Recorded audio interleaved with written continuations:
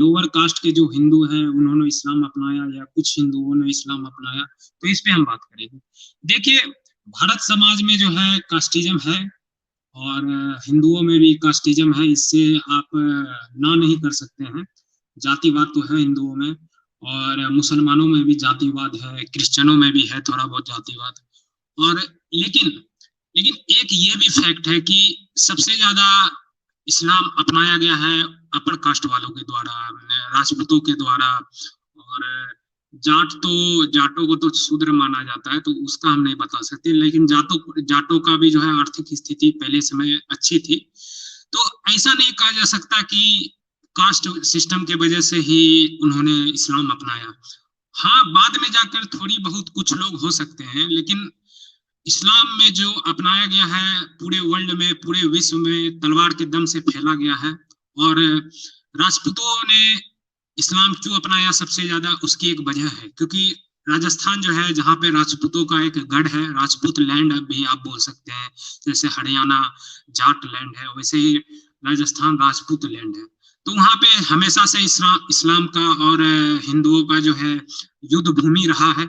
तो इसके वजह से भी वहां पे जब मुसलमानों ने कई जगह पे कंकर कंकर्ड कंक्योर कंकर यार, कभी कभी मैं वर्ड को बोल नहीं पाता, कंक्योर करने में वो सक्सेसफुल हो गए थे। तो उसकी वजह से मजबूरन उनको इस्लाम अपनाना पड़ा राजपूतों को। और सब की वजह है तलवार के डर डर से ही इस्लाम अपनाया गया है। कोई इस्लाम में कुछ अच्छी चीजें हैं नहीं जिसमें हिंदू अपनाए उसको अच्छाई देखकर, तो तलवार के दम से इस्लाम अपनाया गया है। लेकिन ये भी आप नहीं नकार सकते हैं कि छोटे समाज के छोटे कास्ट के लोग जो है दूसरे धर्मों में जाते हैं, बुद्धिज्म जो उन्होंने अपनाया, क्रिश्चियनिटी अपनाए। बुद्धिज्म और क्रिश्चियनिटी में आपको मैं बोल सकता हूँ कि हाँ, उन्होंने जातिवाद से थोड़ा बहुत परेशान होकर उन्होंने अपना धर्म परिवर्तन किया। जी, मैं इस पे ये कहना चाहता हूँ कि जो एक्चुअल में दलित मुसलमानों की जो पॉपुलेशन है, वो है 0.8% मुसलमानों में, मतलब काफ़ी कम है। तो अगर यही मतलब 0.8% मुसलमान तो काफ़ी कम है, जबकि हिंदुओं में 32% दलित हैं। तो ये कह देना कि कास्टिज्म के कारण दलितों ने इस्लाम को अपनाया, वो झूठ है, क्योंकि कास्टिज्म इस्लाम में हिंदुज़्म से कहीं ज़्यादा था। तो अगर अपनाते तो कोई दूसरा रिलीजन अपनाते जिसमें कास्टिज्म कम हो, लेकिन इस्लाम में तो हिंदुज़्म से ज़्यादा कास्टिज्म था, तो कैसे अपनाते? तो हमारे साथ संदीप जी बाजवा जी भी आए हैं। Hello friends. जी, हाँ, तो संदीप संदीप बाजवा बाजवा जी, जी आप। बड़े भाई नमस्कार। और स्ट्रीम यार्ड का लिंक दिया गया है, संदीप बाजवा जी प्लीज आप वापस ज्वाइन करें। संदीप बाजवा जी, आप आए, आज थोड़ा बात करते हैं कास्ट सिस्टम पे। आप आइए और बात करिए। और ज्ञान सागर जी, आपने बिल्कुल सही कहा, आपने बिल्कुल सही कहा। इस्लाम में ये केस नहीं है। इस्लाम जो अपनाया गया था उसमें कास्ट का कोई ज्यादा भूमिका नहीं थी। लेकिन दूसरे धर्मों में जैसे क्रिश्चियनिटी को अपनाया गया है, जिसमें आपको काफी छोटे कास्ट के लोग, लोअर कास्ट के लोग, दलित और हरिजन समाज के आपके लोग मिलेंगे कि क्रिश्चियनिटी उन्होंने अपनाया। तो क्रिश्चियनिटी में तो आप ये बात लागू कर सकते हैं, लेकिन इस्लाम में ऐसा बिल्कुल नहीं है। इस्लाम 100% तलवार के दम से फैला गया है। अगर ऐसा नहीं होता तो मैं सवाल पूछता हूँ, जो लोग बोलते हैं कि इस्लाम जो है कास्ट सिस्टम, मुस्लिम जो अभी के मौजूदा मुस्लिम है वो जातिवाद से परेशान होकर, कई लोग दावा करते हैं कि हमारे पूर्वज ने जातिवाद से परेशान होकर कास्ट सिस्टम को, ये इस्लाम को अपनाया था। तो मेरे भाई, इंडोनेशिया में कोई कौन सा कास्ट सिस्टम था? अरब में, इजिप्ट में, सीरिया में, लेबनान में कौन सा कास्ट सिस्टम था? इस्लाम तो सऊदी अरब से निकला है जैसा मुस्लिम मानते हैं। तो अरबी कंट्रीज में कौन सा कास्ट सिस्टम था? वहां तो तलवार के दम से ही फैला गया है इस्लाम। उस पे आपका क्या जवाब है? इंडिया में तो आप बात कर लेते हैं, झूठ बोलते हैं कि कास्ट सिस्टम की वजह से यहाँ के लोगों ने इस्लाम अपनाया, जो कि बिल्कुल गलत है। दलितों ने मैला ढोना पसंद किया, लेटरिन ढोना पसंद किया, लेकिन उन्होंने इस्लाम को अपनाया नहीं।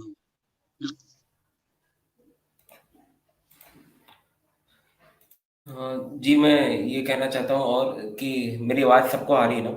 तो मैं ये कहना चाहता हूँ कि अगर आप देखें इसमें मुसलमानों की जो जनसंख्या है, तो वो देखिए दलित जो हैं, शायद इसे दिखाई नहीं दे रहा ढंग से, मैं एक मिनट ज़ूम करता हूँ। अब शायद बेहतर तरीके से दिखाई दे।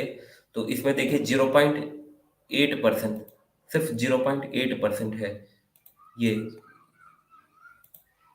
तो 0.8%, अगर एसटी देखें तो 0.5% है। एक मिनट, इसको मैं वापस शेयर करके दिखाता हूँ।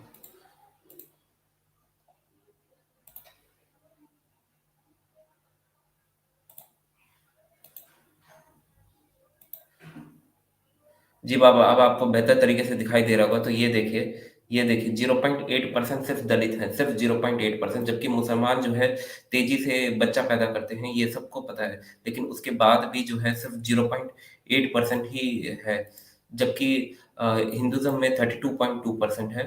और आप एसटी की भी पॉपुलेशन देख लें तो 0.5% ही है। और ओबीसी 39.2% है।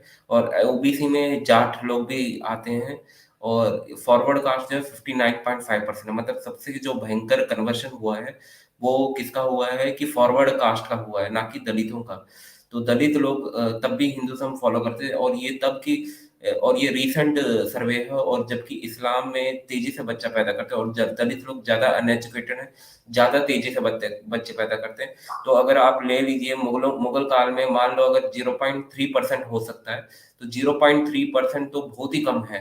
तो इसका मतलब साफ है कि दलित कास्टिज्म के कारण कोई इस्लाम कबूल नहीं किया है। और ये सिर्फ भारत का बता रहा हूँ, कास्ट का कैटेगरी। और जो सबसे ज्यादा अगर रिलीजन में कन्वर्ट हुए हैं वो शायद सिखिज्म में हुए हैं, 19.1%। तो हाँ, ये कह सकते हैं सिखिज्म में गए हैं और बुद्धिज्म में गए हैं। लेकिन इस्लाम में कोई कास्टिज्म के कारण इस्लाम में नहीं गए हैं कोई। और सिखिज्म में भी इसलिए गए हैं ताकि उस वक्त जो मुगलों से लड़ना था, जो भी आक्रांताओं से लड़ना था, तो उससे उसके लिए वो ज्वाइन हुए। तो ये चीज सच है। तो और जो ये बोलते हैं कि कास्टिज्म के कारण इस्लाम फैला, हमें पीछे झाड़ में बांध दिया गया, और झाड़ बांध दी गई और बोला दौड़ो, ये सब बोलते हैं। कल जो बोल रहे थे लोन समुराय के चैनल पे एक वैशाली तक्षशिला जी बोल रहे थे, भाई ये सब प्रोपेगेंडा फैलाता है। ये भीम ने चैनल वालों ने एक मूवी बनाई, उसमें ये दिखाया गया था कि पीछे झाड़ बांध दिया गया, पर ऐसा कुछ भी नहीं था, कोई झाड़ बांधा नहीं था। ये बात सच था, अनटचेबिलिटी होता था, पर झाड़ बांध दिया, ये सब एग्जैजरेशन जो बड़ा चढ़ा के जो बोला जाता है वो किया है इन लोगों ने। तो लोन समुराय जी और नागेंद्र पांडे जी, आप और कुछ बोलना चाहते हैं इस पे? जी जी एक ज्ञान सफर किताब जी, छपी ये है, सबसे कास्ट ऑफ सबसे माइंड। मजबूत बात ये है, सबसे ज्यादा प्रमाण जो देता है, जो प्रोपेगेंडा फैलाया गया है कि इस्लाम में जो है दलितों ने ये भी जो है इस्लाम कन्वर्सन काफी ज्यादा रूप में की है। और जो कई मुस्लिम जो है दुहाई देते हैं कि हम जातिवाद से परेशान होकर हमारे बाप दादों ने जो है इस्लाम को अपनाया था, और हमारे बाप दादा तलवार के डर से नहीं इस्लाम में कन्वर्ट हुए थे। मैं सबको बता देता हूँ, अपने दर्शकों को बता देता हूँ, सबसे बड़ा झूठ है मुसलमानों का। कुछ उनको बोलने के लिए नहीं मिलता है कि वो शर्मसार हो जाएंगे कि उनकी तलवार के दम से उनके पूर्वज की महिलाएं जो थी सलवार उन्होंने खोल दिया और इस्लाम को अपनाया उन्होंने। तो आपके तो पूर्वज तलवार के दम से सलवार खोल दिया था उन्होंने, तो आप क्या बात करते हैं, आप बदनाम करते हैं हिंदू को। मैं बता दूं आपको, सबसे ज्यादा जो है इस्लाम अपनाया गया है वो राजपूतों द्वारा और जाटों द्वारा। जाट जो है अपने पंजाब एरिया में और हरियाणा के कुछ एरिया में सबसे ज्यादा जो इस्लाम अपनाया गया है जाटों और राजपूतों द्वारा, सबसे ज्यादा इस्लाम अपनाया गया है। तब बताइए कि वो कौन से दलित थे, वो कौन से SC ST थे जो उन्होंने इस्लाम अपनाया। आप इतिहास में जाते हैं तो जाट जाट तो ऐसे OBC में अभी आते हैं, लेकिन पहले समय में उनकी आर्थिक स्थिति बहुत सही थी। जाट जो है बड़े बड़े जमीनों को वो ऑन करते थे, बड़े बड़े खेतों के वो मालिक हुआ करते थे प्राचीन समय में भी। तो उनकी आर्थिक स्थिति बढ़िया थी, उनके साथ ज्यादा ये नहीं होता था। और राजपूतों को तो आप जानते ही हैं, राजा महाराजा के घराने वाले क्षत्रिय लोग। तो उन्होंने कौन सा जातिवाद से परेशान होकर उन्होंने ये इस्लाम अपनाया। तो आपका प्रोपेगेंडा जो है यहीं पे खत्म हो जाता है, यहीं पे उसका भंडाफोड़ हो जाता है।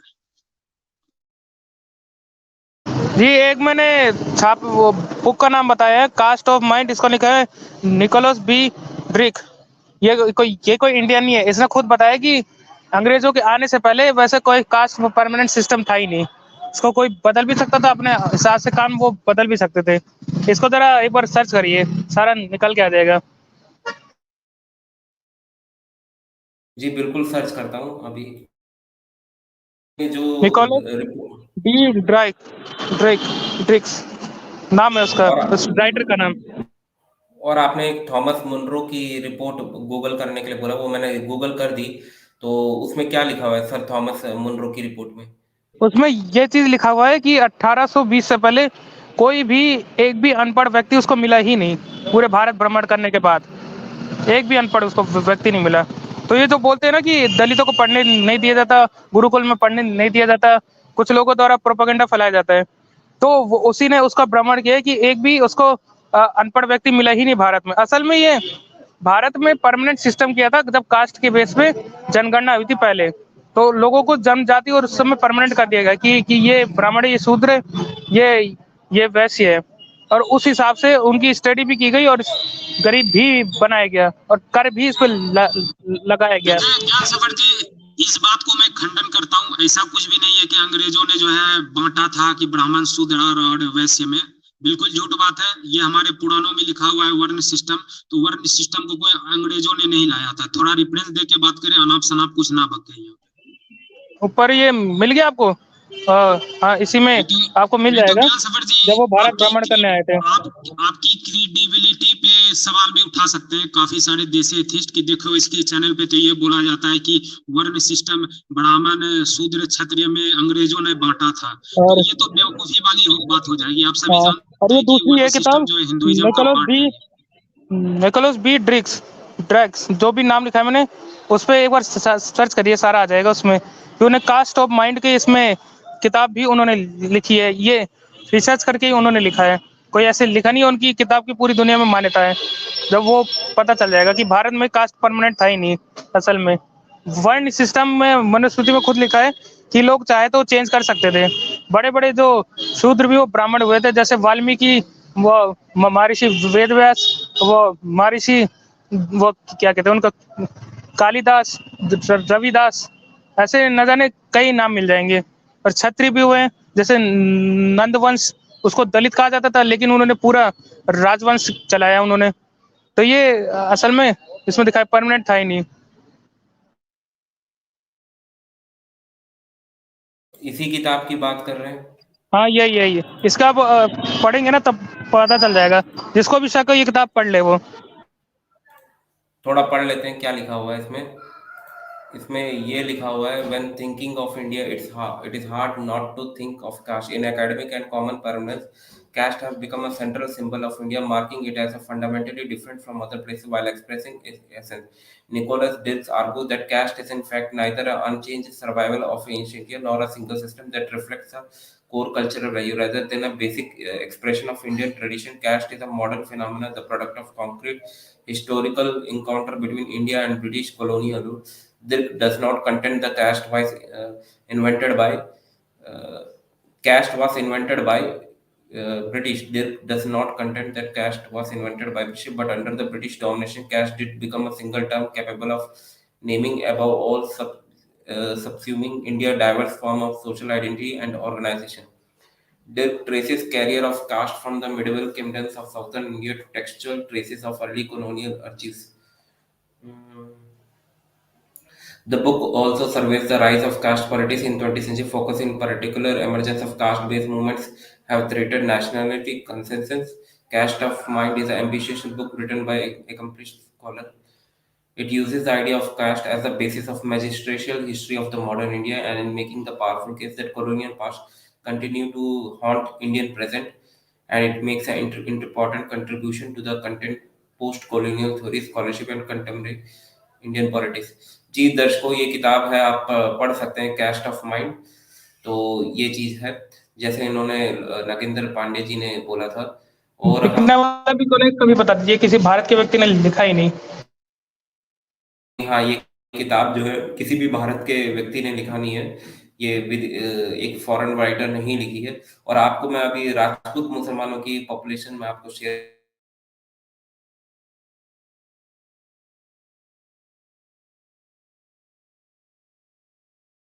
इन सबको सेव कर लीजिए, आप वो दिखाने का काम आएगा आगे भी।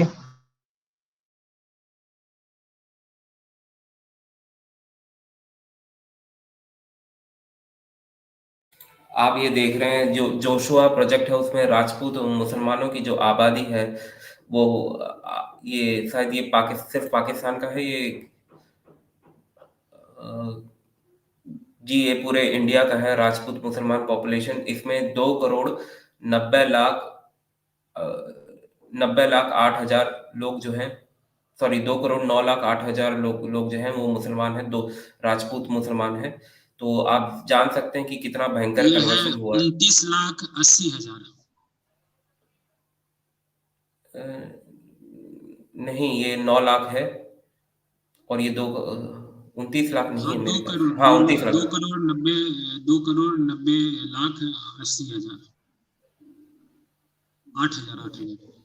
हम्म और इसमें जरा करिए अपर कास्ट के मुसलमान कितने लगभग वो भी इनकी 50 लाख से ऊपर ही होगी तादाद तो। हम्म हाँ और मैं आपको और दिखाता हूँ जाट मुसलमान जो है वो कितने हैं तो देखते हैं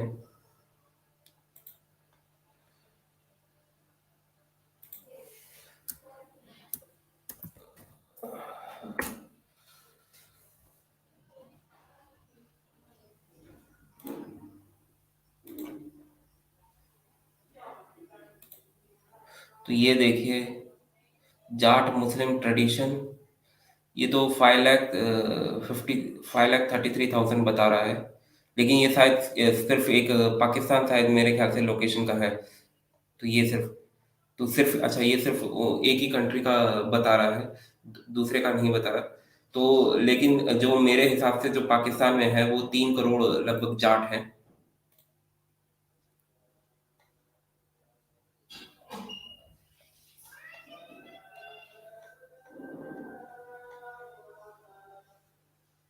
जी तब तक आप कुछ बोलना चाहते हो तो बोल सकते हैं तब तक मैं ढूंढता हूँ ये जी, पाकिस्तान में जो है आपको ज्यादा अगर पॉपुलेशन वाइज अगर आप निकालते हैं पश्तूनों को बलूचियों को छोड़कर, क्योंकि उनका थोड़ा अलग कल्चर हो जाता है, वो अफगानियों से ज्यादा मिलते हैं। तो पहले भी वो मुसलमान थे, काफी पुराने वो मुसलमान है, इंडियन मुसलमान से ज्यादा पुराने मुसलमान है वो, जो पंजाब एरिया में आपको मिलता है। तो अगर आप सिर्फ पंजाब का पॉपुलेशन निकालते हैं, पाकिस्तानी पंजाब का मुस्लिमों का अगर आप परसेंटेज निकालते हैं, तो सबसे ज्यादा उसमें आपको जाट मुस्लिम मिलेंगे, जिसको जट बोला जाता है। पंजाब में उनको जट बोला जाता है। तो जट मुसलमान मिलेंगे, इन्होंने सबसे ज्यादा धर्म परिवर्तन किया था पंजाब साइड में।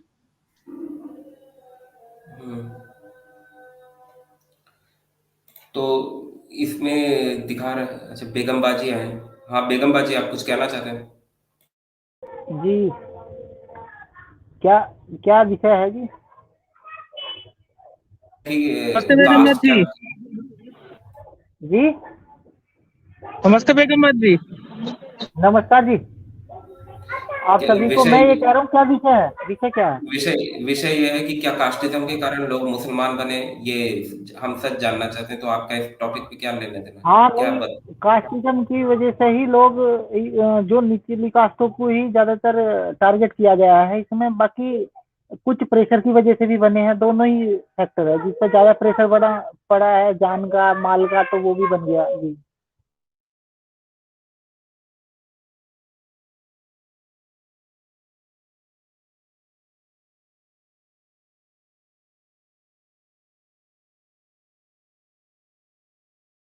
जी ये आंकड़ा आ गया जाट मुसलमानों का ये जो पूरे इंडियन सब कंटिनेंट में है तो ये है देखिए 2 करोड़ 98 लाख 62,000 मतलब 2 करोड़ 98 लाख 62,000 जो है वो जाट मुसलमान हैं और लगभग जो है मतलब कि लगभग जो है 3 करोड़ आप लगा सकते हैं और हम लगभग 3 करोड़ जाट मुसलमान हैं पूरे इंडियन सब कंटिनेंट में और राजपूतों का भी हम देखते हैं और दलित जो है सिर्फ 0.8% है जी आप बात करिए तब तक बेगम बाजी आप तक तब तक मैं ढूंढता हूँ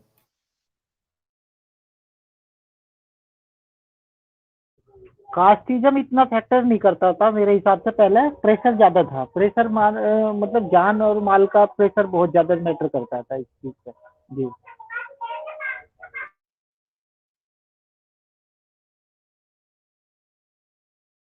जी ये पूरे पाकिस्तान में आ गया है पाकिस्तान में 2 करोड़ 28 लाख 7,000 जो है 27,000 जो है जाट मुसलमान है, और इंडिया में सिर्फ जो 5,33,000 दिखाए थे वो सिर्फ इंडिया का था।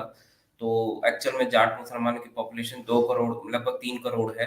तो सबसे भयंकर सबसे ज्यादा जो कन्वर्शन हुआ है वो जाट मुसलमानों का हुआ है, और इसके बाद हम राजपूतों का भी देखेंगे और दलितों का भी देखेंगे। जी नागेंद्र पांडा जी, आप कुछ कहना चाहते हैं इस पे? जी अभी मैं थोड़ी देर में बोलता हूँ, क्योंकि इसमें देखें अभी थोड़ी देर में। जी डेटा तो आपका कमाल है ज्ञान ठाकुर जी। ये तो बहुत ही बढ़िया आज का आपने जो टॉपिक रखा ना, बहुत ही गजब है, नॉलेजेबल है ये टॉपिक जी। और इसको तो मैं खासकर मैं चाह रहा था कि ये डाटा सबके सामने आए, क्या चल रहा है, और इसका पता लगे कि भाई असल में बाकी अब जो कन्वर्जन हो रहा है वो कास्ट के नाम पे ही हो रहा है। जो आजकल का कन्वर्जन चल रहा है, ईसाई मशीनरी लगी हुई है, वो कन्वर्जन वो उनको ही टारगेट करते हैं जो गरीब तबका है जी।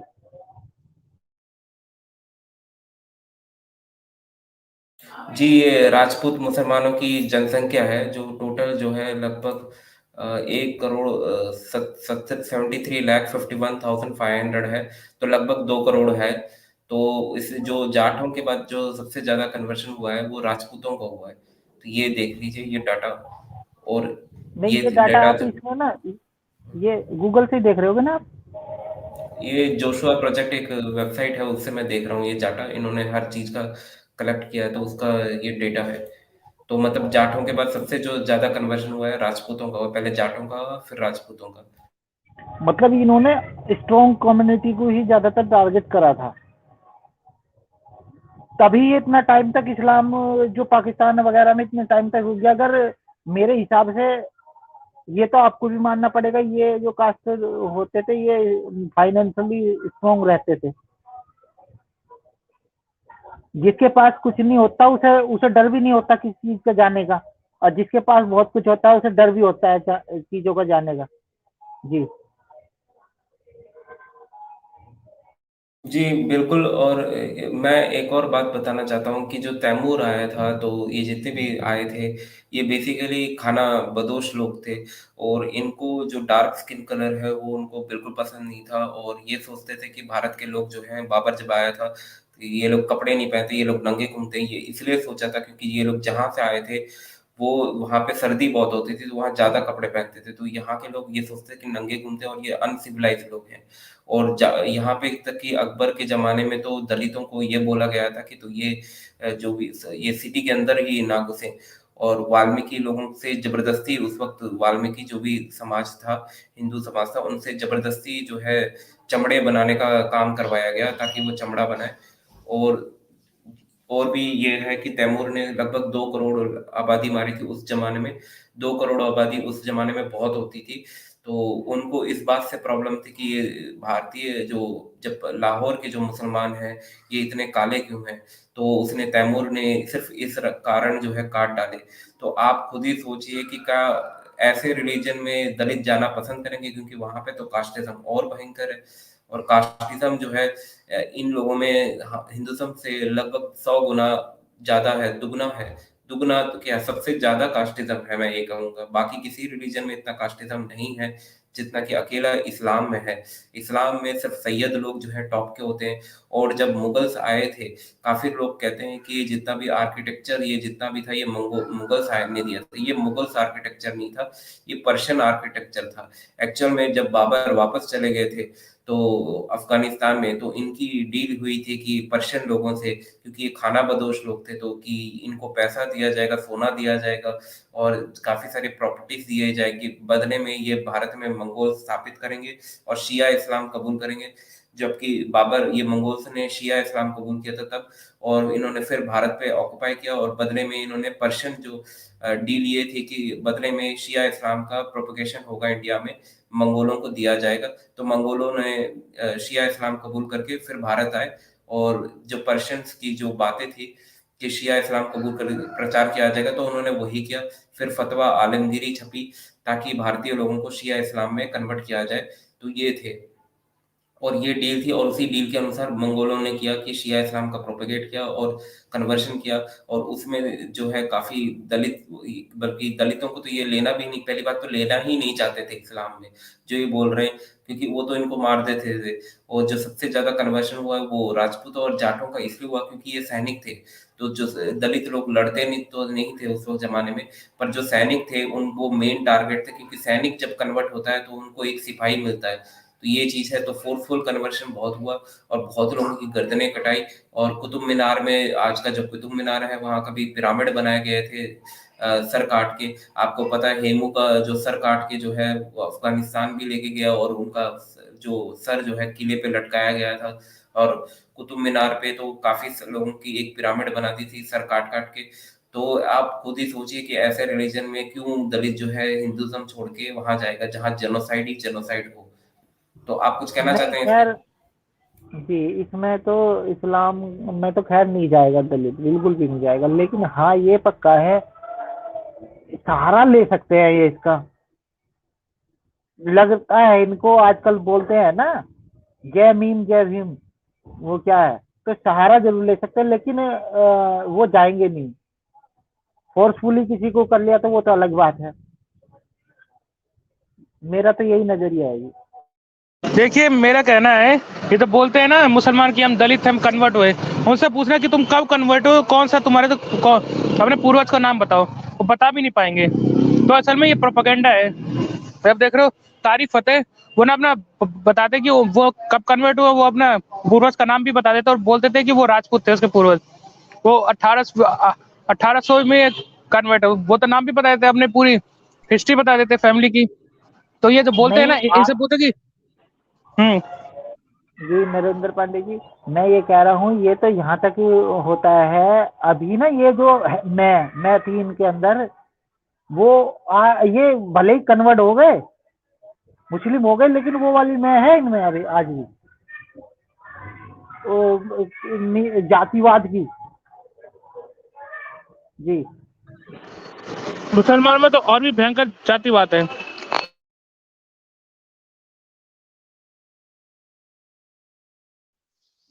जी ज्ञान सफर जी, आप बताइए जो भी बोल रहे हैं। देखिए दर्शकों, जातिवाद जो है, मुसलमानों में जो जातिवाद है, वो अगर आप देखें तो इस सच से भी आप नहीं नकार सकते हैं कि वो भारत के मुसलमान हैं, इसीलिए हिंदुइज्म से भी उन्होंने अडॉप्ट किया जातिवादी जो भी हो। तो इस सच से भी हम नहीं नकार सकते हैं। जातिवाद तो उनके ब्लड में, जातिवाद तो ब्लड में है, ये रिलीजन में नहीं है, ब्लड में है ये जातिवाद। ये वो पहले जब हिंदू थे तब भी जातिवाद उनके साथ था, और अब मुस्लिम हो गए तब भी जातिवाद उनके साथ है, तो ये तो ब्लड में है। बिल्कुल यही बोल रहा हूँ कि वो भारत के कन्वर्टेड मुसलमान थे, तो जातिवाद भी भारत की भूमि से ही जुड़ी हुई कोई चीज है। और हम ये नहीं बोल सकते कि मुसलमान जो कन्वर्ट हुए थे वो लोअर कास्ट के नहीं थे, ज्यादातर अपर कास्ट के ही थे। तो मुसलमानों के केस में ये बिल्कुल भी नहीं लॉजिक बनता है कि उन्होंने जातिवाद से परेशान होकर अपना परिवर्तन किया था, धर्म परिवर्तन किया था। उनका जो है जान माल का उनको खतरा था, जब राजस्थान पे जब अटैक होता था उनपे, तो जब मुस्लिम वगैरह हावी हो गए थे राजस्थान पे, कई सारा जानते हैं कि उन्होंने सक्सेसफुल हो गए थे उसे इन्वेट करने में। तो उन्होंने लास्ट ऑप्शन दिया कि इस्लाम में कन्वर्ट हो जाओ या मारे जाओ। तो जो कन्वर्ट नहीं हुए वो सर कटाना एक्सेप्ट किया, और जो आज आपको दिख रहा है, उन्होंने तलवार की डर से अपना बदल लिया धर्म। तो यही है, सिंपल सा फंडा है। जरा फिर से दिखाना कास्ट ऑफ माइंड का, वो एक भी उसमें दिखाना है, उसमें सीधा बताया उसने इन्वेंशन कास्ट का ब्रिटिश ने किया है। फिर से दिखाना जरा ज्ञान सफर। देखिए ज्ञान सफर जी, निकोलस डी बर्ग का जो किताब है कि उसने लिखा है कि ये ब्रिटिशर्स ने कास्ट का इन्वेंशन किया, मेरा बिल्कुल भी मानना नहीं है। वो कोई अंग्रेज है, उसने कोई बुक लिख दी थी, इसका मतलब ये नहीं कि वो सही हो सकता है। ऐसा तो काफी लोग ये प्रोपेगेंडा भी करते हैं हिंदू धर्म के खिलाफ, तो फिर आपको उसका भी सच मानना पड़ेगा। कई सारे खोलिए तो जरा, ठीक है, खोलिए तो जरा, एक बार खोलिए तो। कौन सा ज्ञान बोला? सवर जी, कास्ट तो यहाँ पे हमेशा से था। कास्ट सिस्टम शायद वर्ड बाद में आया हो। जब अंग्रेज यहाँ पे आए वर्ण थे तो जातिवाद उन्होंने देखा, दूसरे नाम से उसे जाना जाता था, कास्ट नहीं बोला जाता था। लेकिन अंग्रेजों ने उसे ऑर्गेनाइज कर ये जरा खोलिए पॉलिटिक्स तो में जरा। उन्होंने लाया था, जनगणना सबसे पहले कर कर। तो जनगणना किया तो इसका मतलब ये नहीं कि अंग्रेजों का ही देन है कास्ट सिस्टम। ये बिल्कुल जाहिल वाली बात है, बेवकूफ वाली बात है। ज्ञान सवर जरा खोलना जरा, वो फिर से जरा खोलना। और वो किताब की मान्यता पूरी दुनिया में है। जी, कौन सा ये खोलना बस है ये हवा हवाई बताइए? बातें हैं, वो किताब की मान्यता कास्ट ऑफ दुनिया में माइंड। ऐसे अच्छा, कास्ट ऑफ माइंड राइटर देखता आपको हूँ मैं मिलेंगे भी। जो हाँ किताब फिर से लिखते खोलना हैं। जरा, जरा फिर से खोलना। जातिवाद हमेशा से था हिंदुइज्म में, और मनुस्मृति में भी ये बात प्रमाणित है। मनुस्मृति की बात हिंदू क्रांति जी करेंगे जब उनकी उन्होंने पढ़ी है। ज्ञान जिनको नहीं रहता है वो ऐसे ही बात करते हैं कि अंग्रेजों ने लिखा है। इस पे आपको ज्ञान सफर जी ज्ञान तो नहीं खोलिए मिलेगा, जरा। ऐसी बातों पे आपको हंसी जरूर आ जाएगी कि जाति जो सिस्टम है वो अंग्रेजों ने लाया था भारत में। अरे भाई, उसको उनको क्या पता तुम्हारे हिंदुइज्म का? वो तो आए थे इन्वेट करने के लिए, यहाँ पे आर्थिक लूट मचाने के लिए। कुछ आकर व्हाट्सएप यूनिवर्सिटी के ये रहा। आके यहाँ बात ये करते हैं बेगम कि बात जी, जातिवाद अंग्रेजों ने लाया। जब कभी आपको टाइम मिले ना तो ये वाली किताब वो पढ़ लीजिएगा, पर थोड़ी महंगी है मेरे ख्याल से। नहीं, 575 रुपए की किताब है शायद, तो पढ़ लीजिएगा। इसमें पूरा मिल मैं जाएगा, तो पढ़ लूंगा, लेकिन रेफरेंस तो आप साथ ही खरीद दिया गया है। लेंगे तो आपको फायदा नहीं होगा, क्योंकि आपको पढ़ना नहीं आता है इंग्लिश। ये 575 की रुपए की है। इसे मैं भी खरीदूंगा, हिंदी में अगर मिल जाएगी तो मैं भी खरीद लूंगा। और ये किताब बिल्कुल, मैं आपको खरीद के आपको 575 पता चल सेंड कर जाएगा दूंगा पैसा, आप पढ़िएगा इसको खरीद कर। यहाँ पे। और ये किताब से पता चलता है, क्योंकि वो जानते हैं ना कि ब्रिटिशर्स ने कैसे कैसे काम किए है। और वहाँ पे मैंने एक और बताया था आपको, उसका नाम था थॉमस म्यूरिन। उसने खुद बताया कि भारत में जब भ्रमण करने आया था, वो तो गवर्नर था, वो गवर्नर था ब्रिटिश का। उसने खुद बताया था कि जब भारत भ्रमण करने आया था तब भारत में एक भी, थॉमस मुनरो। उसने कहा था कि मुझे एक भी अनपढ़ मिला नहीं भारत में। 100% लिटरेसी रेट था। असल में भारत ने ही अंग्रेजों ने भारत को लूट के 45 ट्रिलियन डॉलर भारत से लूटा और भारत को कास्ट में बांटा और अनपढ़ जाहिल बना दिया। उनका मकसद यही था कि भारत को अपना गुलाम बनाना है। तो मानसिक रूप से गुलाम बनाना सबसे ज्यादा जरूरी है, उन्होंने लूट कर गरीब कर दिया, कास्ट देकर चले गए। क्योंकि इस्लाम में आप देखा जाए तो सबसे पहले खोल दिया जाता है मदरसा में आपको सबसे पहले जाहिल बनाया जाता है कि पूरी दुनिया से नफरत करो और उनके गुलाम बन के रहो। तब ऐसे ही अंग्रेजों ने ही यहाँ पे किया था, गुरुकुल सब खत्म करके अपना स्कूल सिस्टम, एजुकेशन सिस्टम खोल दिया था, जिसे कहते हैं मैकॉले एजुकेशन सिस्टम। ये आपको मिल जाएगा।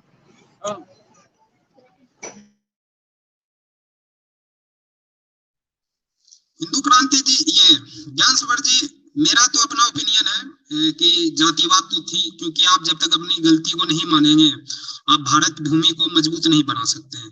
अगर आप अपना बीमारी को बोलेंगे नहीं कि मेरे अंदर ये बीमारी है, मुझे डॉक्टर के पास जाना है, तो आप ठीक कैसे होंगे? सभी लोग जानते हैं जिनका दिमाग सेन पर्सन है। और ये राइटर की जो बात की जाती है, कई तरह के राइटर, आपको जैसे निकोलस जो आपको राइटर है, वो फेवर में बात करता है हिंदू धर्म के। आपको कई राइटर मिलेंगे जो फेवर में बात नहीं करते हैं। तो ऐसे ही लेफ्ट विंग और राइट विंग की युद्ध चलती रहती है। अब वो गोरा है, अंग्रेज है, तो इसका मतलब नहीं कि भारत से उसको ये नीचे दिया गया है दो यूट्यूब चैनल, बेगम बात जी और ज्ञान सफर जी, आप दोनों यूट्यूब चैनल देखना। वो भी इसका मैं फैक्ट के साथ ही बताता है कि असल में जो BBC वाले हैं ये कैसे झूठ फैलाते हैं और कैसे फैक्ट का उजागर किया है, उसमें तो ये भी बताते हैं। इनका BBC वालों का तो इस्लामीकरण हो रखा है पूरा, इसमें आधे से ज्यादा तो अरे वो ब्रिटिशीकरण है, वो ना बहुत पहले से ही ऐसे है, आपको पता नहीं है? वो बहुत पहले से ही भारत विरोधी है। असल में अपने यहाँ ये मुसलमानों को विरोध करेंगे और भारत के मुसलमानों को पक्ष लेंगे। वो इसलिए क्योंकि वो जानते हैं कि मुसलमान ही भारत को बर्बाद करेगा। तो इसी वजह से तो मैंने आपको ये 2 यूट्यूब चैनल दिए हैं, इसको सब्सक्राइब कर लीजिएगा और इसको देखिएगा कौन मुसलमान से। भारत विरोधी है, कौन मुसलमान भारत विरोधी है? गजवा हिंद करना है वही सपना। तो देखिएगा आप ये दोनों यूट्यूब चैनल नीचे, तो आपको फैक्ट के साथ ये बता देगा। असल में बात ये नहीं कि अगर भारत इतना गरीब होता तो 45 ट्रिलियन डॉलर कहाँ से लूट के ले गए, भारत से ही लूट के ले गए। कास्ट सिस्टम होता ना तो इतना इतना पैसा होता भी नहीं भारत के पास। तो वही है ज्ञान सफर जी, आप ये दोनों वीडियो देखिएगा जरूर अपने यूट्यूब चैनल में, नहीं, खैर क्योंकि हो सकता है कास्ट जी नरेंद्र जी, इससे मैं इत्तेफाक रखता हूँ। कास्ट सिस्टम तो था, इसलिए तो मानना पड़ेगा। और मैं बस इतना शुक्रिया, मैं अंग्रेजों का इस बात पे तो शुक्रिया करता हूँ कि अंग्रेज नाते तो यहाँ से इस्लामी, इसका आज अब पूरा इस्लामीकरण हो गया होता पूरे देश का। पूरे देश में नहीं नहीं मुस्लिम बिल्कुल बेगाबाद जी, आपने जो बात कही, वो ना आपने पहली बार वो कोई जरूरी फैक्ट नहीं है। की बात कही, मुझे अच्छा लगा कि यहाँ पे जातिवाद था। और आप जैसे ही लोग जब फैक्ट को अपनाते हैं, देखिए हमारे स्क्रिप्चर्स में भी लिखा हुआ है, देखिए उदाहरण सबसे पहले ब्राह्मण जो है उसके देखिए सर से स्क्रिप्चर्स कितने कितना पढ़ा है वो तो आर्म से शास्त्रार्थ निकले, करने पे ही पता और ये चलेगा। पैर से आज निकले, शाम को और ये जो है हिंदू कोई क्रांति जी की धर्म में डिबेट है नहीं आता है, गणित बेगम सवाल बाजी, हिंदू धर्म से बाहर। जी तो जी, ये उनके चैनल में सच्चाई भी है। आप आ जाना, जातिवाद और उनके था, चैनल में भी आ जाना, और जातिवाद ठीक है। लोग अगर एक्सेप्ट नहीं करते हैं, ज्ञान सबर जी इनका माइक वो जरा कल म्यूट लिंक करें, दिया था मैं ना, बोल मैं रहा उस हूँ। पर सब्सक्राइब कर लिया था कल ही। हाँ हाँ, तो आप उधर आ जाना, वो सीधा मनुस्मृति से ही बता देंगे कि ना कितना जातिवाद था। जी, मेरी आवाज़ सबको आ रही है। तो मैंने जी सामने जी एक पिक्चर दिखाई है, ये पिक्चर जो वेदास में भी लिखा है कि ब्रह्मा जो है माथे से उत्पन्न हुआ है, क्षत्रिय जो हाथ से, वैश्य जो है भुजा, वो जो टांग है, और शूद्र जो है बिल्कुल नहीं, टांग एक के नीचे। चीज कॉन्ट्राडिक्ट है ज्ञान सफर जी। दलित तो समाज में आता ही नहीं है, समाज से बाहर निकाला हुआ है। तो ये चीज जी, क्या है, जरा नहीं, ज्ञान सफर जी, जो लोग बोलते हैं कि हिंदू में जातिवाद है ही नहीं, तो जरा आप समझाइए, इस पे आप क्या बोलेंगे, कैसे डिफेंड करेंगे इसको? जी, आप पहले इसका मतलब बता दीजिए, फिर मैं उस पे चर्चा करता जी, हूँ। मतलब बताता हूँ, ये वर्ण सिस्टम है। ब्राह्मण जो है ब्रह्मा के सर से निकला है, क्षत्रिय जो है ब्रह्मा के हाथों से निकला है, आर्म से, और वैश्य जो ये है कौन ब्रह्मा सी के मनुस्मृति में लिखा है, ये जरा ये भी पढ़ के बता दे। ब्रह्मा जान से निकला है वैश्य, और शूद्र जो है ब्रह्मा के फीट से निकला है, पेड़ से। और दलित जो है आउटकास्टेड है, समाज से बाहर निकाला हुआ है, वो किसी व्यवस्था में आता ही नहीं है। तो नहीं ये है सारा खेल। आप इसको शायद नहीं वर्ण सिस्टम बोल लीजिए, और चाहे कुछ बोल लीजिए, लेकिन नहीं, ये तो होता ज्ञान है, सफर जी, जुल्म तो होता है। कई मैं सारे कुछ जैसे बोलना चाह दलितों रहा के हूँ। साथ जुल्म होता है, ये कई कौन लोग सी पहले मनुस्मृति में समय में ऐसे अभी भी पिक्चर पानी मिलेगी, पीने नहीं कौन देते सी हैं गाँव मनुस्मृति में में, ऐसे कुछ लेखन जगह मिलेगी, पे। ये भी अरे यार, पता नहीं चलता इसका कई माइक बंद बार करो यार। कौन सी इसमें मिलता है।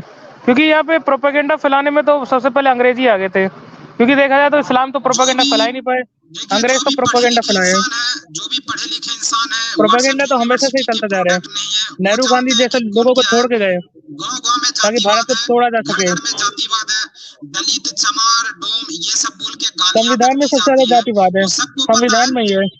सबको संविधान पता से है कि बोल दो हटा दे जातिवादी है, जातिवाद, और किसी का बोलने से जातिवाद कुछ होने संविधान से नहीं हटा दे वाला है। सब। ये वही लोग हैं जो जिहादी की तरह बिहेव तो करते हैं कि नहीं, हमारे धर्म में तो कुछ गलती है ही संविधान नहीं, में कुछ गलती है ही नहीं हमारे धर्म में। जातिवाद हटा दे, ऐसे लोग हिंदू धर्म संविधान के में रह गया सबसे बड़े जातिवाद। तो दुश्मन है।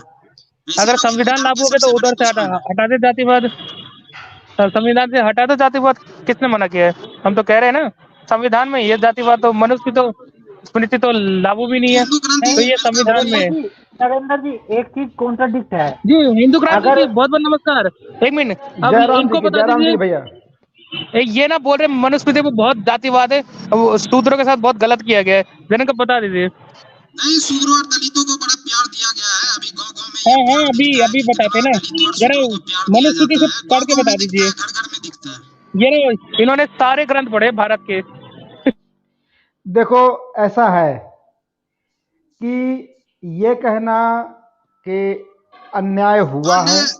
आपने ग्रंथ छोड़कर कुछ पढ़ा ही नहीं है। आपने एजुकेशन ना ली है, ना कुछ पढ़ा है। मैंने तो अरे ग्रंथ यार, अरे छोड़कर काफी चीजें आप पढ़ी तो है। में लियोन पढ़े हैं भाई, भैया, हमने कितना मना किया है। वेट करो यार, मुझे बोलने दो, बीच में मत बोलो, नहीं तो फिर पहले आप लोग बोल लो, मैं बाद में बोल लूंगा।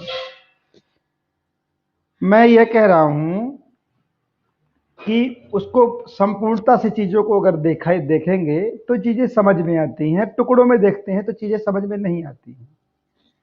मनुस्मृति जात पात को या वर्ण व्यवस्था को प्रमोट नहीं करती है, केवल बताती है कि ये क्या चीज है।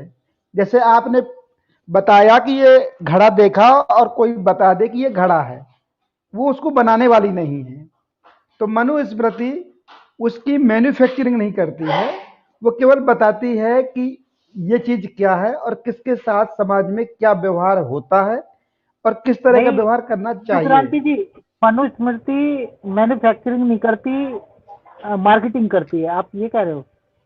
जी। हिंदू क्रांति जी, मार्केटिंग नहीं करते, सिर्फ बताते हैं, सिर्फ हिंदू उसका क्रांति नॉलेज जी, देती मेरा है। इतना कहना है, देखो चलिए बीच में मत बताना, बोलो, मेरा फ्लो टूट बताने जाएगा। को नहीं, एक मिनट, बताना नहीं, ही मेरा फ्लो चलिए टूट मान जाएगा लेते हैं मेरा। कि मनुस्मृति ने नहीं बनाया जातिवाद, ये तो ठीक है, वो एक्सप्लेन करती है, लेकिन ये बताइए हिंदू समाज में जातिवाद है कि नहीं, बस इतना आप मुझे बता दीजिए। और साथ जातिवाद संविधान में भी है। समाज से ही संविधान बनता है, इतना कॉमन सेंस होना चाहिए। संविधान से ही समाज का सुधार होता है। इंसानों के लिए संविधान बनाया गया था, संविधान के लिए इंसान नहीं बनाया गया था। जो समाज इस को सुधारने समाज के में लिए जो बनाया गया था चलता है संविधान। उसी के अनुसार से संविधान बनाया जाता है, कहीं का नियम कानून बनाया जाता है उसी के समाज को अनुसार से। सुधारने के लिए बनाया जाता है संविधान, जो भी बनाया जाता है समाज को सुधारने के लिए। जब आप लोगों की क्या बहस बचता पूरी है? हो जाए तो मुझे बता देना, फिर मैं बोल लूंगा बाद हिंदू में। क्रांति जी, जब आप आप लोग बोलिए, यहाँ पे तो लोग बोलते रहेंगे बीच में, आपकी नहीं बात नहीं, बीच में पसंद भी नहीं बीच में आएगी कोई तो। बोलेगा तो मैं अपना अनम्यूट म्यूट कर लूंगा, फिर सुनूंगा, फिर बोलूंगा नहीं। जब हिंदू आप लोग क्रांति बोल जी, ये चुकेंगे, बताइए कि हिंदू समाज जब में आप बोल जातिवाद है चुकेंगे, कि नहीं, बस इतना बताइए। जब आप बोलना बंद कर देंगे तब बताऊंगा। अभी मैं कैसे बता दूं, अभी तो बोल ही रहे हो। तो हिंदू समाज में जाति पात है, इसमें कोई इंकार नहीं कर सकता। दुनिया की कोई ताकत नहीं कह सकती कि जाति पात नहीं है, ठीक है ना। लेकिन जाति पात क्या चीज है पहले वो तो समझो। हिंदू समाज के अनुसार जाति पात क्या है, अंग्रेजों के अनुसार जाति पात क्या है, आज जिस रूप में हम देखते हैं वो जाति पात क्या है, मनुस्मृति की जाति पात क्या है, इन सब में बहुत अंतर है। ये सारी चीजें एक ही नहीं है। एक होती है जाति। देखिए हमारे बगल में, घर के बगल में कुछ फैमिली रहती है बहुत सारी, उनको हम अंकल आंटी वगैरह कहते हैं। अब एक जन के यहाँ पर कुत्ते पले हुए हैं, तो जब घर में बातचीत होती है तो बताते हैं हम फलाने अंकल के यहाँ गए थे या फलानी आंटी के यहाँ गए थे। तो आंटी के यहाँ भर कहते हैं तो मैं नहीं समझ पाता, क्योंकि और भी आंटियां हैं, तो कहते हैं कुत्ते वाली आंटी के यहाँ। तो वो कुत्ते वाली नहीं, एक्चुअली में कुत्ता उनके यहाँ पला है केवल, इसलिए उनको संबोधित करने के लिए, शेष लोगों से अलग जानकारी बताने के लिए कि वो हैं, इतना सा मामला है। वो कोई कुत्ते वाली आंटी नहीं है, ठीक है ना। उनका व्यवसाय भी नहीं है, वो नहीं है। ऐसे ही किसी व्यक्ति की पहचान समाज बनाता है, ये समाज का स्वाभाविक कर्तव्य है, नियम है और अच्छा है। आप कहीं रहते होंगे एक ही नाम के 4 लोग, तो समाज बताएगा कि कौन सा, जैसे हमारे गांव में अवधेश शुक्ला नाम के 3-4 लड़के हैं, तो बोले कौन सा अवधेश शुक्ला, तो हम लोगों ने उसके गांव में नाम रख लिए अलग से, बोले वो जंगली, वो धुस्सी, वो फलान, मतलब उसके सांकेतिक अलग नाम भी रख लिए गए ताकि पहचाना जा सके कि किसकी खासतौर पर बात हो रही है ये। तो जातियां भी ऐसी ही हैं। मनुस्मृति के अनुसार जाति का मतलब केवल उसके काम से है, तो उसके काम से उसको संबोधित किया जाए। जैसे कोई ग्वाला है तो उसको ग्वाला कहा गया, कोई मिट्टी का काम कर रहा है तो कुम्हार कहा गया, कोई सोने का काम कर रहा है सोनार कहा गया। वो उसकी जात नहीं बनाई गई, बस उसको संबोधित किया गया उसके काम की पहचान से। तो मनुस्मृति की जातिवाद है ये, उसकी जाति व्यवस्था है ये। वो कोई कानूनी जामा नहीं है कि ये जाति ये करेगी और ये नहीं करेगी, ऐसा कुछ नहीं है। मनुस्मृति में ऐसा कहीं लिखा नहीं है। वहां केवल जातियों को बताया भर गया है। और जाति कैसे संबोधित की गई, जब किसी व्यक्ति ने कोई काम स्टार्ट किया और उसको पीढ़ी दर पीढ़ी वही काम करता रहा, जैसे बाप ने घड़ा बनाया, फिर बेटे ने घड़ा बनाया, फिर बेटे के बेटे ने घड़ा बनाया, फिर उसके, तो पीढ़ी दर पीढ़ी जिस परिवार में जो काम होता रहा उसकी वही जाति के नाम से वो संबोधित किया जाने लगा। मनुस्मृति की जात केवल इतनी है, इससे आज अलग कोई जाति मनुस्मृति में नहीं है। अगर आप लोग ऊंच नीच, भेदभाव, छुआछूत, इन चीजों को जात पात मानते हो तो ये अलग से कुरीतियां हैं, जो छुआछूत है, जो ऊंच नीच है, जो भेदभाव है, ये अलग से कुरीतियां हैं जो, अच्छा जो ऊंच नीच है ये कुरीति नहीं कही जाएगी, ये तो है रीति। ये तो संसार का प्राकृतिक नियम है कि सुपीरियर अपर और लोअर होता ही होता है, हर व्यवस्था में होता है। अगर आप अपने घर में हैं तो आपका बड़ा भाई है, आप छोटे भाई हैं, छोटा बड़ा हो गया समान नहीं हो सकता। पिता के अधिकार, माँ के अधिकार, काका के अधिकार काम करने की वजह से जैसे जैसे रहे उनमें असमानता है। एक इंस्टीट्यूट है, मान लो स्कूल है तो उसमें चपरासी अलग है, प्राइमरी टीचर अलग है, हायर सेकेंडरी टीचर अलग है, फिर इस तरह से ऊपर तक एक लेयर बनती है प्रिंसिपल तक। तो ये ऊंच नीच और ये असमानता स्वाभाविक है, इस पर कोई कितना भी कहे कि ये नहीं होनी चाहिए, ये बुरी है, ये गलत है, ये अच्छी नहीं है, वो उसके कहने से क्या होगा। आपकी सोसाइटी में चपरासी हमेशा रहेगा, आपकी सोसाइटी में बाई हमेशा रहेगी, घर के काम का माली अलग हमेशा रहेगा। कुछ लोगों के पास इतना होगा कि वो नौकर लगाएंगे और कुछ लोगों के पास इतना होगा कि उनको नौकर बनना पड़ेगा। तो ये ऊपर नेचर का लेयर हमेशा मौजूद थी, हमेशा है और हमेशा रहेगी। इसके लिए कोई उसको क्रिटिसाइज करे तो वो बेवकूफ़ी वाली बात है, वो क्रिटिसाइज का सब्जेक्ट नहीं है। बात समझ में आई? तो ये है जाति का असली बात। अच्छा, अब रही छुआछूत। छुआछूत को मैं ऐसे समझता हूं कि किसी को नहीं छूने से या किसी को छू लेने से दोनों में बेहतर क्या है? तो दोनों में बेहतर है नहीं छूना। दूर से राम राम करना, हाथ जोड़कर नमस्कार करना, उसके छूने से ज्यादा बेहतर है। हमारे समाज में छुआछूत कभी मसला नहीं रहा कि छूना जरूरी है किसी को और किसी को छूना जरूरी नहीं है, ऐसा कोई मसला कभी रहा नहीं है पूर्ववर्ती समय में। लेकिन जब भारत में इस्लामिक अटैक हुआ और बाद में क्रिश्चियन अटैक हुआ और इन लोगों ने भारत में शासन किया, तो इन्होंने हमारी उन जातियों को जो हमारी समाज में, जिन्हें समाज से थोड़ा सा छूने से दूरी रखी जाती थी, उसके अपने कारण मौजूद थे, उन जातियों को जबरन ऐसे कामों पे लगा दिया कि जैसे मलमूत्र उठाने पर, नालियां साफ करने पर, इन कामों में कुछ जातियों को लगा दिया। कुछ जातियों ने उसके बचने के लिए सुअर पालन वगैरह के काम कर लिए। तो उन जातियों के साथ में जो अत्याचार किया गया मुगल काल में और अंग्रेजों के काल में, खासतौर पर मल उठाने की जो प्रथा प्रारंभ की गई, इस वजह से जो नेचुरल घृणा होती है, आप अपने बेटे को भी अगर लेटरिन लगी होगी हाथ में तो उसको पप्पी नहीं लेंगे, आप उस लेटरिन को धोना पसंद करेंगे कि धुप जाए, साफ हो जाए। तो जब कोई मलमूत्र का काम करता है तो बाकी लोगों के अंदर स्वाभाविक घृणा उत्पन्न होती है दूसरे के अंदर, और उस स्वाभाविक घृणा के तहत ये जो अत्याचार टाइप की चीज है ये जारी हो गई हमारे समाज में। आज के दिन हमारे समाज में जो छुआछूत का कहना चाहिए पीक था वो खत्म हो गया है। अब हमारी समाज में छुआछूत बिल्कुल देखने को नहीं मिलती है। मतलब अगर मैं 100 में उसको तोड़ूं कि 100 में से कितनी बची है, तो मैं कहता हूं कि 5% के आसपास अभी मौजूद है कहीं कहीं। ऊंच नीच का भेदभाव ये किसी का बाप भी खत्म नहीं कर सकता। जी बस एक मिनट मेरे भाई, बात को थोड़ा छोटा रखिए। नहीं अब बीच में रुकिए। ऊंच नीच का भेदभाव कोई खत्म नहीं कर सकता, असमानता सदैव रहेगी। बस इतना ही मुझे कहना था। अब आप आगे कहिए जो भी कहना है जिसको भी। जी एक कहावत की जाती है, बड़ा अजीब लगा कि आपने किस तरह से कुरीति को भी आपने जलेबी बना के उसको भी आपने डिफेंड कर दिया। आपने ऊंच नीच को भी आपने बोला कि ये प्रकृति का नियम है, तो ये है। तो मैं क्या हिंदू क्रांति जी, हिंदू क्रांति जी डिफेंड कर दिए आपने। देखिए हिंदू क्रांति जिसको जलेबी पसंद है उसको जलेबी याद है बार बार। एक ही नगेंद्र भाई रुको, नगेंद्र भाई रुको यार, तमीज से। अरे यार फिजूल की बात, आपस में तमीज तेरे को दिखा दूंगा तुरंत, अभी मुंह बंद कर ले। आपस में बातचीत मत कर।